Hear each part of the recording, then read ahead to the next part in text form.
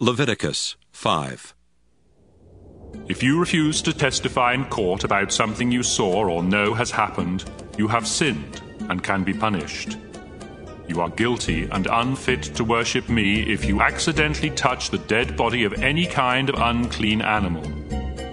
You are guilty if you find out that you have accidentally touched any waste that comes from a human body.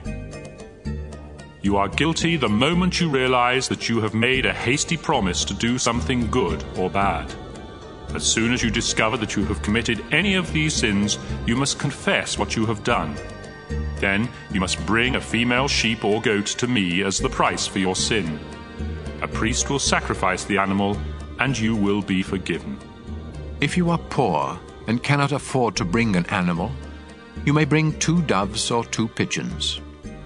One of these will be a sacrifice to ask my forgiveness, and the other will be a sacrifice to please me.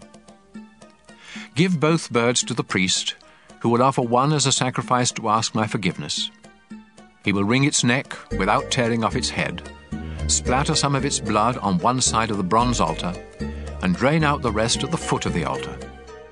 Then he will follow the proper rules for offering the other bird as a sacrifice to please me.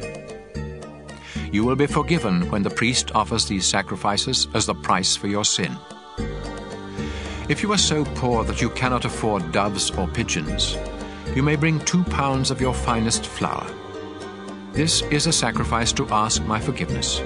So don't sprinkle olive oil or sweet-smelling incense on it. Give the flour to a priest who will scoop up a handful and send it up in smoke together with the other offerings.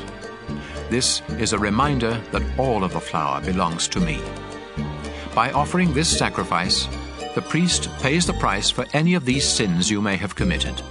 The priest gets the rest of the flour just as he does with grain sacrifices. The Lord told Moses what the people must do to make things right when they find out they have cheated the Lord without meaning to.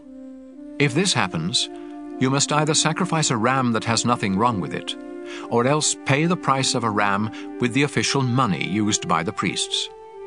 In addition, you must pay what you owe plus a fine of 20%. Then the priest will offer the ram as a sacrifice to make things right, and you will be forgiven. If you break any of my commands without meaning to, you are still guilty and you can be punished. When you realize what you have done, you must either bring to the priest a ram that has nothing wrong with it, or else pay him for one. The priest will then offer it as a sacrifice to make things right, and you will be forgiven.